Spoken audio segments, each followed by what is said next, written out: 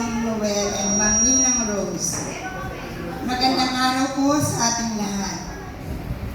Ngayon po ay isang espesyal na pagkakataon, isang araw ng pasasalamat, paggunita at pagbibigay pugay sa dalawang taong napakahalaga sa aking buhay.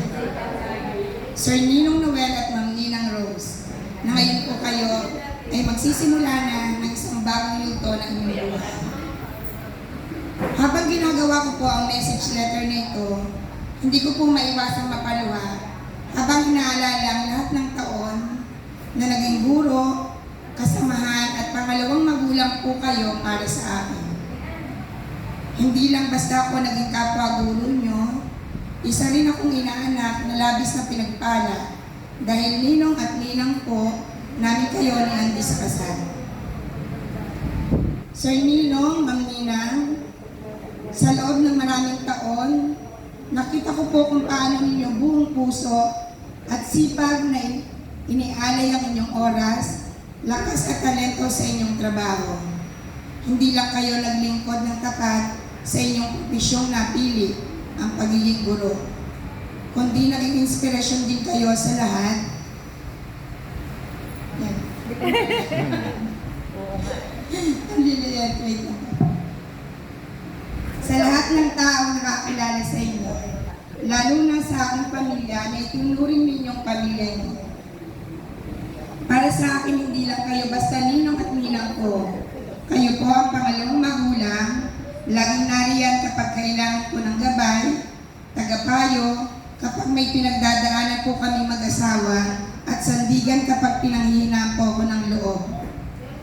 Marami kayong naituro sa akin. Hindi lang tungkol sa trabaho o tagumpay, kundi lalo tungkol sa kababaang loob na hindi pa po masyado malasakit at pananampalataya sa Diyos. Kaya nga po nakasama ako sa Couples for Christ at naging precarious speaker ng Family Life and Ministry at nabigyan po natin ng katuparan ang minsan ay imahinasyon lang natin na Marian Devotion at isang dekada na po ngayon. Kaya po mas napagtibay ko pa ang aking faith kay God at natuto ko magkaroon ng devotion at lahat po ng ito ay kayo ang author. Sa bagong milestone po sa aking buhay, salamat po at hindi kayo nanawa na lagi akong i-chat at padalhan ng mga encouraging message na lagi ko pong sagot sa inyong dalawa ng Sir Ninong ay, in His time and His perfect time. At dumating nga po yun, at andyan pa rin po kayo para i-support ako morally, intellectually, at spiritually po. Alam ko po na bahagi din ako at ang aking pamilya ng daily prayers niyo po, lahat po ng mga prayers na para sa aking mga anak, na hindi ko po na ipag-pray nyo ay granted po. May dalawa pa pong kasunod. Opo, may dalawa pa po.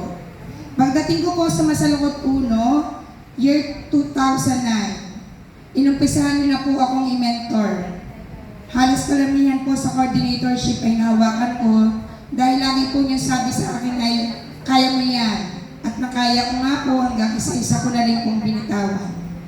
Lagi po sabi mo, may daladala akong bituin na yan po ay pinaniwalaan ko. Lalo na po noong nakakapagpanalo ako. At yung dalawang salita na yan ang lalong nagpatibay sa aking pagkatao at syempre ang paniniwala mo po sa kakayahan ko. Ngayong kayo ay magre-retiro na, alam ko po hindi ito pagtatapos, kundi isang bagong simula para sa inyo. Simula ng panahon mas mapapahalaga ninyo ang inyong sarili, ang inyong kalusugan, mas nadami na ang time nyo with the Lord at ang oras kasama ang mali nyo sa buhay. Simula ng mga araw na puno ng kapahingahan, tawanan at mga bagong alaala na walang kasamang deadline o stress. Sir Ninong at Ma'am Ninang, salamat po. Salamat sa lahat ng sakripisyo, sa kabutihang loob at sa walang sawang inspirasyon.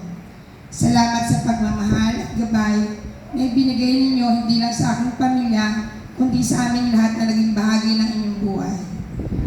Naway pagpalain pa kayo ng poong may kapal ng mahaba, payapa at masayang buhay.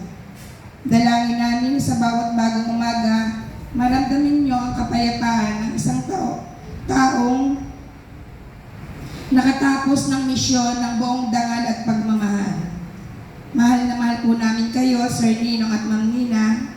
At habang kayo ay pumapasok sa panibagong yugto ng inyong buhay, dalangin namin patuloy kayong gabayan ng Diyos at bigyan ng mas marami pang dahilan upang umiti araw-araw. Maraming salamat po at happy retirement po. Love you always, Johnny Sir. Wow! So heartfelt. Right. So heartfelt.